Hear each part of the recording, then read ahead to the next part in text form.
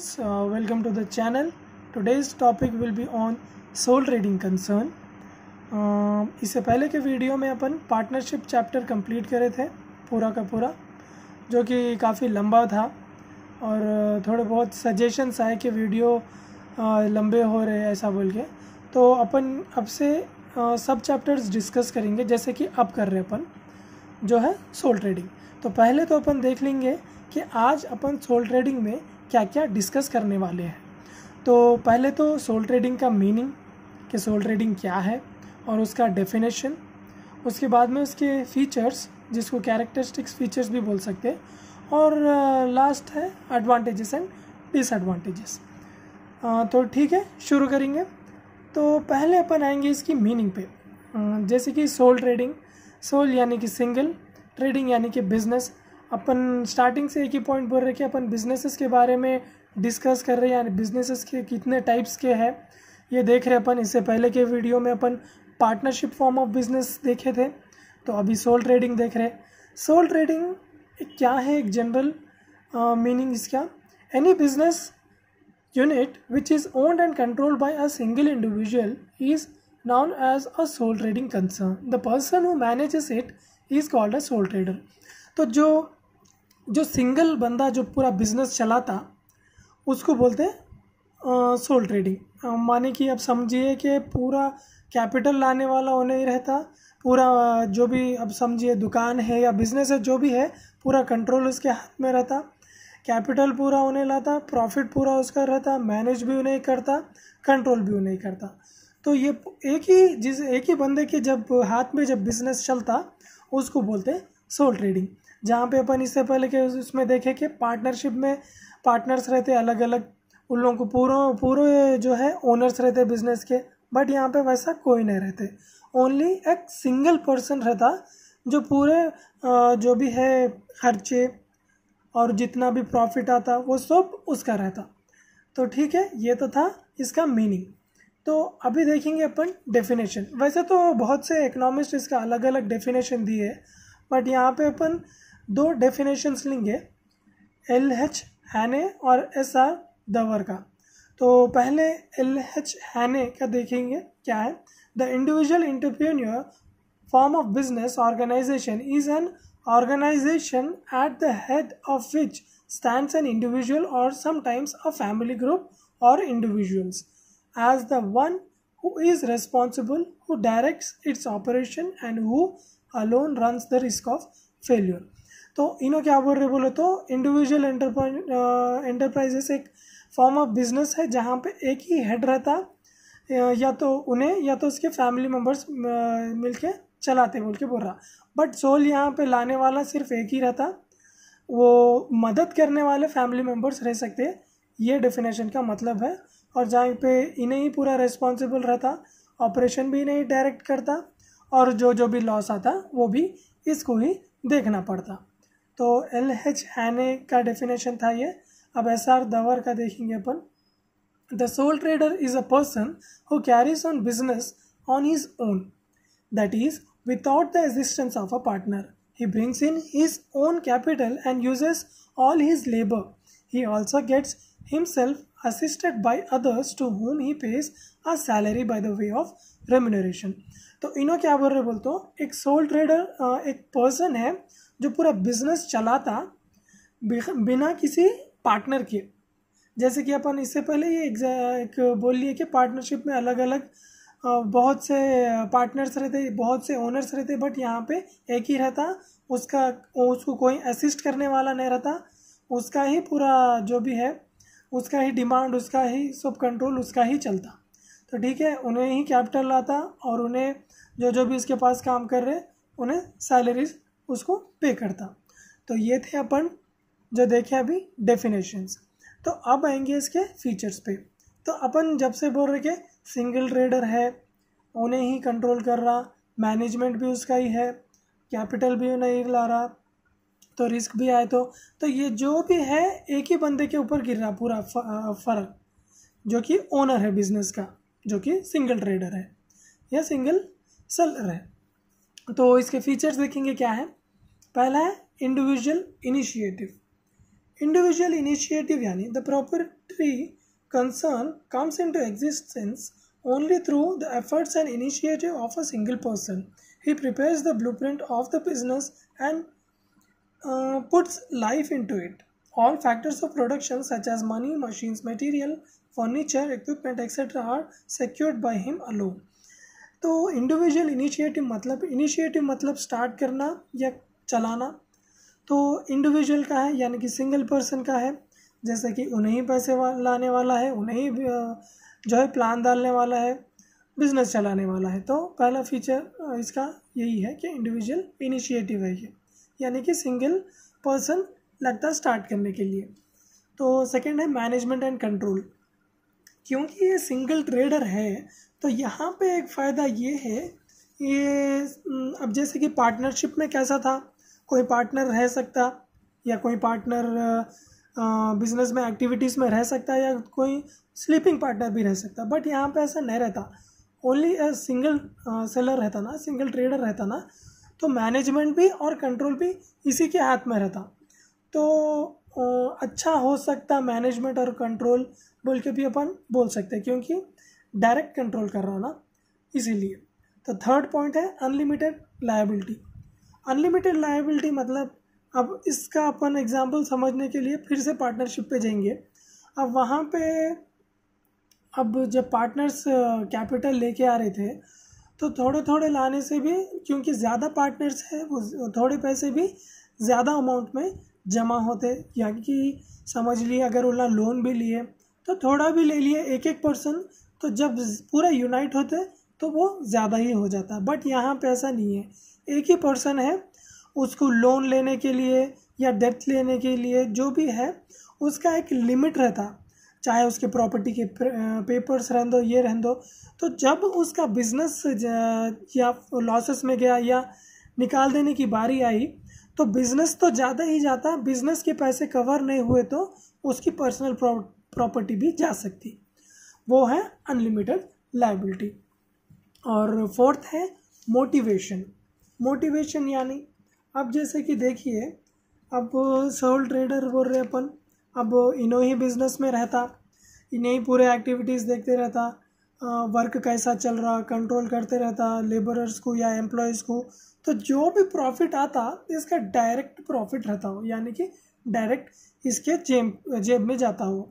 कोई पार्टनर्स नहीं रहते, कोई किसी को देने का प्रॉफिट ज़रूरी नहीं रहती, क्योंकि ये सिंगल ट्रेडर रहता इसीलिए।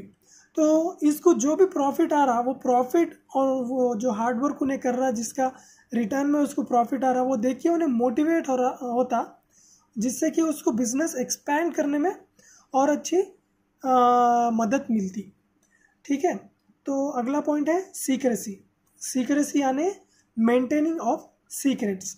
पार्टनरशिप में जहाँ पे पार्टनर्स थे अलग अलग, समझिए 7 या 10 जितने भी पार्टनर्स थे, तो बिजनेस के जो भी सीक्रेट्स है वो 7 या 10 जनों को पूरे के पूरे मालूम रहते। तो यहाँ पे ज़्यादा लोग होने की वजह से सीक्रेसी मेंटेन रहना थोड़ा इम्पॉसिबल है। बट सिंगल ट्रेडर से अपन जब कंपेयर करते तो वो बहुत इजी है, क्योंकि यहाँ पे एक ही बंदा है जिसी को पूरे सीक्रेट्स मालूम है बिजनेस के, तो उन्हें किसी को बोलता नहीं, और उस हिसाब से सीक्रेट्स जो है बिजनेस के बिजनेस में ही रहते, यानी कि ट्रेडर के पास ही रहते। ठीक है। उसके बाद का पॉइंट है अनसर्टेन एग्जिस्टेंस। अनसर्टेन एग्जिस्टेंस मतलब, अब जैसे कि यहाँ पे अपन फिर से अब ये समझना बोले तो एक दूसरे फॉर्म ऑफ बिजनेस से तो कंपेयर करना ही पड़ता। आप ये ना कुछ सोचो बार बार पार्टनरशिप से कंपेयर कर रहे, कंपेयर करने से आपको इजी समझ में आता। चाहे तो अपन इसको कंपनी से भी कंपेयर कर सकते हैं, मगर कंपनी ज़्यादा एक बड़ी चीज़ है जब अपन सोल ट्रेडर से कंपेयर कर रहे हैं। तो पार्टनरशिप से कंपेयर करके समझना बहुत इजी है। तो ठीक है, अनसर्टेन एग्जिस्टेंस का मतलब क्या है? अब पार्टनरशिप में जहाँ पे कोई भी पार्टनर का डेथ हो जा रहा या उन्हें बिजनेस से चले जाना चाह रहा, तो वो उन लोग एग्रीमेंट कैंसिल कर देते, कैंसिल करके वो जितने पार्टनर हैं बचे हुए उन लोग बिजनेस चलाते। बट यहाँ पे ऐसा नहीं रहता। क्यों नहीं रहता? क्योंकि एक ही सेलर रहता, एक ही ट्रेडर रहता, सोल ट्रेडर रहता। उन्हें ही पूरा बिजनेस देखते रहता। अगर उसकी कुछ डेथ हुई या कुछ हो गया उसको, तो बिजनेस एग्जिस्ट करना मुश्किल हो जाता, क्योंकि वो उसका कोई दूसरा पार्टनर नहीं रहता। उसको मदद करने वाले तो रहते, या जो कि एम्प्लॉयज़ हो सकते, लेबरर्स रह सकते, बट ओनर तो ओनर ही रहता, बगैर उसके बिजनेस एग्जिस्ट नहीं करता। तो ये वही पॉइंट अपन यहाँ पे डिस्कस कर रहे हैं कि अनसर्टेन एग्जिस्टेंस। तो ठीक है, स्कोप ऑफ ऑपरेशंस। अब normally the dealings of the sole trader confined to a particular area of product. Due to limited resources and low managerial ability, there is a little scope for growth and expansion. अब जाहिर सी बात है, अब यहाँ काम करने वाले कम हैं, क्योंकि एक छोटा फॉर्म ऑफ बिजनेस है सोल ट्रेडिंग बोले तो। अब कोई एक सिंगल पर्सन ला रहा पैसे, तो छोटा मोटा ही बिजनेस ही रहता। छोटा या अगर बड़ा भी ले लिए तो एक ही बंदा कवर करे सो उतना ही रहता वो, तो जब एम्प्लॉयज़ भी उतने ही लगते। तो यहाँ पे स्कोप ऑफ ऑपरेशन का बहुत कम है, क्योंकि कम क्यों है? क्योंकि लोग कम है, अमाउंट ज़्यादा नहीं है, ठीक है, इसलिए कम है। और रिस्क, जब प्रॉफिट पूरे आ रहा तो एक ही मतलब पूरा सोल ट्रेडर को ही जा रहा, सिंगल पर्सन को जा रहा, मगर जब लॉसेस आते तो बहुत भुगतना भी पड़ता, क्योंकि यहाँ पे इसका लॉसेस बांटने के लिए कोई नहीं रहता। जो भी लॉस आता वो पूरा का पूरा इसको बेयर करना पड़ता। ये हो गया रिस्क। और है गवर्नमेंट रेगुलेशंस। गवर्नमेंट रेगुलेशंस यानी पहले तो सोल ट्रेडिंग अगर स्टार्ट करना है सिंगल बिजनेस अपन को, तो ज़्यादा गवर्नमेंट के रेगुलेशंस कुछ नहीं है।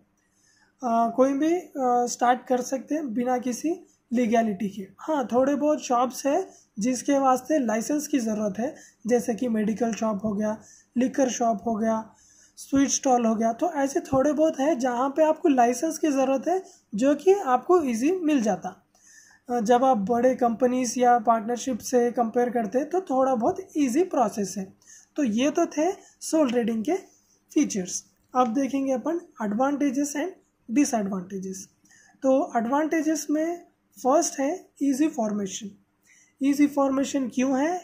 इसलिए है क्योंकि एक ही बंदा है स्टार्ट करने वाला, एक ही बंदा कैपिटल ला रहा, मैनेजमेंट भी उसका ही है, सब उसका ही है। तो फॉर्मेशन करना इजी है। जब अगर अब एक कंपनी या एक पार्टनरशिप से पार्टनरशिप के बारे में बात करें अपन, तो पूरे पार्टनर्स मिलना, उन लोगों के पूरों की राय मिलना, मतलब कौन से चीज़ पे का बिजनेस स्टार्ट करना, तो ये सब मिलने बाद ही उन लोग का बिजनेस स्टार्ट कर सकते। बट सोल ट्रेडिंग में वैसा नहीं है। एक ही बंदा रहता, उसके माइंड में जो आइडिया है वो बिजनेस स्टार्ट करता, कैपिटल लाता, मैनेजमेंट करता। इजी फॉर्मेशन है। इसीलिए facility of direct control. Direct control यानी आप समझ लीजिए कि सोल ट्रेडिंग में एक फ़ायदा ये है कि कस्टमर के आप डायरेक्ट रिलेशन में रह सकते हैं, कस्टमर के भी और एम्प्लॉयज़ के भी। एम्प्लॉयज़ के कैसा? अब जैसे कि सोल ट्रेडर है, उन्हें डे टू डे एक्टिविटी में तो पार्ट लेना ही लेना है, लेता ही लेता, क्योंकि यहाँ पे उसका कोई दूसरा या पार्टनर या कोई और नहीं है, तो इसको ही कंट्रोल करना पड़ता। तो जब डायरेक्ट कंट्रोल कर रहा तो काम अच्छे होने के चांसेस बढ़ जाते, ठीक है। तो ये एक एडवांटेज हो गया। Maintenance of business secrets. यहाँ पे ज़रा स्पेलिंग मिस्टेक चलेगी, ऑफ की जगह ऑड आ गया, तो ठीक है। मेंटेनेंस ऑफ बिजनेस सीक्रेट्स है वो। तो अब जैसे कि अपन फीचर्स में डिस्कस कर रहे थे कि सीक्रेट्स को मेंटेन करना इजी है। क्यों इजी है? यहाँ पे एक ही पर्सन है जिसको पूरे सीक्रेट्स मालूम है, और उन्हें अपना बिजनेस के सीक्रेट्स किसी को रिवील नहीं करना चाहता, क्योंकि अपने प्रॉफिट्स को कोई भी छेड़खानी करना चाहते नहीं। तो सीक्रेसी मेंटेन करना इजी है। Easy to raise finances. अब इजी क्यों बोल रहा बोले तो, जैसे कि अब अपन इससे पहले बोले कि पार्टनर से एक एक पार्टनर को अलग अलग लोन्स लेना पड़ता, पैसे लाना पड़ता, बट यहाँ पे एक ही बंदा है, लोन अप्लाई करना है तो लोन आ जाता, कहीं से भी बाहर प्राइवेट फाइनेंसर से तो पैसे वहाँ से मिल जाते। तो पैसे रेज होना ईजी, ठीक है। Possibility of quick decisions. अब क्विक डिसीजंस का इसमें क्या है मतलब कि जैसे कि पार्टनरशिप में अपन देखें, अगर कुछ भी डिसीजन लेना है बिजनेस से रिलेटेड तो पूरे के पूरे पार्टनर्स को मिलके लेना पड़ता है, जिसमें कि टाइम लग सकता। बट यहाँ पे सिंगल पर्सन है तो जो भी डिसीजन लेना है एट ए टाइम वो सिंगल बंदा ले सकता, ठीक है। Inexpensive management. अब अपन यहाँ पे बोल रहे सोल ट्रेडर है, डायरेक्ट कंट्रोल कर रहा है, एम्प्लॉयज़ थोड़े हैं, जितने उसको लगते हैं उतने रखता उन्हें, ठीक है। तो जैसे कि स्मॉल बिजनेस रहता है, स्मॉल मतलब कि एक लिमिटेड रिसोर्सेज से बना हुआ रहता और लिमिटेड एरिया के हिसाब से रहता, तो इसका जो एक्सपेंस है मैनेजमेंट या एम्प्लॉयज़ को हायर करे तो ये बहुत कम लगता, जहाँ पे आप बड़े बिजनेसेस से कंपेयर करें तो, ठीक है। Good relations with customers. तो इससे पहले ही अपन डिस्कस करें कि कस्टमर से रिलेशंस क्यों अच्छा रह सकता है, क्योंकि यहाँ पे डायरेक्ट कस्टमर से डील कर रहा सोल ट्रेडर। तो अपन कस्टमर्स के नीड्स क्या है, उन लोग अपने प्रोडक्ट से सेटिस्फाई हो रहे क्या, उन लोगों का कौन सा डिमांड ज़्यादा है, कौन सा प्रोडक्ट ज़्यादा डिमांड कर रहे हैं, तो ये अपन को मालूम रहता, कस्टमर के टेस्ट चॉइस सब मालूम रहता। तो उन लोगों से रिलेशनशिप मेंटेन करना कस्टमर जो कि इम्पोर्टेंट है बिजनेस में ईजी हो जाता, जो कि एक एडवांटेज है। तो ठीक है। Reward for efforts. अब जो भी एक सोल ट्रेडर एफर्ट्स लगा रहा बिजनेस में, जितना भी मेहनत कर रहा डे टू डे कस्टमर से डील करना, सेल करना, जो भी उसका एफर्ट्स है उसको रिवॉर्ड मिल रहा उसका, जो कि है प्रॉफिट, जो कि डायरेक्ट उसी को जाता और कोई लेने वाला रहता नहीं। तो लास्ट पॉइंट है मिनिमम गवर्नमेंट रेगुलेशन के। अपन इससे पहले ही देखे कि फीचर्स में गवर्नमेंट के ज़्यादातर रेगुलेशंस इसके ऊपर नहीं है। अगर आप कोई भी बिजनेस स्टार्ट करना चाह रहे तो कर सकते। हाँ, थोड़े बहुत केसेस अपन जैसा कि डिस्कस करें, मेडिकल शॉप, लिकर शॉप, ये थोड़े बहुत केसेस है जहाँ पर लाइसेंस की ज़रूरत है, वरना आप बिजनेस स्टार्ट कर सकते। तो ठीक है, ये थे एडवांटेजेस। अब अपन देखेंगे डिसएडवांटेजेस, जो कि एडवांटेजेस से कंपेयर करें तो कम है। Limited financial resources. यहाँ पे अभी अपन बोले थे कि फाइनेंस रेज करना इजी है, बट यहाँ पे जितना अमाउंट मिलना है वो एक लिमिटेड है, क्योंकि सिंगल पर्सन है। आप समझिए कि उन्हें अपना प्रॉपर्टी लगा के लोन लिया, तो एक सिंगल पर्सन की प्रॉपर्टी ज़्यादा रह सकती है, पार्टनर्स पूरे मिलके उन लोगों की प्रॉपर्टी ज़्यादा रह सकती। तो जितनी प्रॉपर्टी ज़्यादा उतना ज़्यादा फाइनेंस यानी कि लोन ले सकते आप, ठीक है। बैंक वाले उतना लोन देते, जितना आप श्योरिटी लगाते उसके हिसाब से ही आपको लोन या फाइनेंस जो भी मिलता। बट यहाँ पे सिंगल पर्सन है, इसीलिए जो आने के हैं पैसे वो तो ईजी आते, मगर एक लिमिटेड रहता, लिमिटेड अमाउंट ही मिलता आपको, ठीक है। तो सेकंड डिसएडवांटेज है अनलिमिटेड लायबिलिटी। अनलिमिटेड लायबिलिटी के अपन फीचर्स में भी डिस्कस करे थे कि अनलिमिटेड लायबिलिटी मतलब कि अगर बिजनेस में कुछ नुकसान हो गया, लॉसेस में जा रहा, बिजनेस उठा देने की बारी आई या कोई केस करे, बिजनेस के पूरे पैसे जाने के बाद भी अगर वो रिकवर नहीं हुए तो सोल ट्रेडर की पर्सनल प्रॉपर्टी पे भी जा सकता वो। इसीलिए जो लायबिलिटी है वो अनलिमिटेड है, जो कि एक डिसएडवांटेज है, ठीक है। Limited managerial ability. अब यहाँ पे मैनेजमेंट में जो है लिमिटेड पर्सन है, लिमिटेड एम्प्लॉयज़ है, लिमिटेड लेबर्स है। तो ठीक है, जब लिमिटेड पर्सन या लिमिटेड एम्प्लॉयज़ है तो मैनेजरियल एबिलिटी जो है वो भी लिमिटेड रहती। जहाँ पे आप या पार्टनरशिप से या कंपनी से कंपेयर करें, बहुत से एम्प्लॉयज़ रहते कंपनीज में, पार्टनरशिप में पार्टनर्स रहते अलग अलग, उन लोग अपनी जो है मैनेजमेंट में एबिलिटी में हेल्प कर सकते, मैनेजमेंट एबिलिटी में हेल्प कर सकते। तो ठीक है, बट यहाँ पे सोल ट्रेडिंग में वो लिमिटेड हो जाता, ठीक है। फोर्थ है अनसर्टेन एग्जिस्टेंस, जो कि अपन इसको भी फीचर्स में डिस्कस कर रहे थे कि एक ही बंदा रहता, अगर इसको कुछ हुआ तो बिजनेस का एग्जिस्टेंस मुश्किल हो जाता। तो नो लार्ज स्केल इकोनॉमिक्स, मतलब ये छोटे ही फॉर्म में रहता, इसका कोई बड़ा स्कोप नहीं रहता, जैसे कि पार्टनरशिप या कंपनी का। जैसे कि सिंगल ट्रेडर है, उन्हें कैपिटल ही है कि लिमिटेड अमाउंट पे ला सकता। तो जो भी इससे इकोनॉमिक्स में पैसे आने वाले हैं तो वो कम ही आते। तो लास्ट जो है हैवी रिस्क अपन बार बार अनलिमिटेड लायबिलिटी ये सब डिस्कस कर रहे। यहाँ पे प्रॉफिट जब आ रहा तो डायरेक्ट उसके जब जेब में जा रहा, जब लॉसेस भी आ रहे तो अकेला उन्हीं ही बेयर करता। जैसे यहाँ पे कोई पार्टनर्स है नहीं कि जो कि अलग अलग बांट लिए लोन, पैसे बांट लिए, लॉस जो भी है अपने अपने हिसाब से डाल दिए। सरकार नहीं है बट एक ही है ना, तो ज़रा यहाँ पे रिस्क का फैक्टर बढ़ जाता। तो ठीक है, ये थे इसके एडवांटेजेस एंड डिसएडवांटेजेस। जल्द से जल्द ये टॉपिक ख़त्म करने की कोशिश करा। अगर फिर भी आपको कोई डाउट्स है ये टॉपिक में सोल ट्रेडिंग को लेके या अब तक के हुए सो टॉपिक्स में लेके, आप मेरे को क्वेश्चन पूछ सकते कमेंट बॉक्स में। तो ठीक है।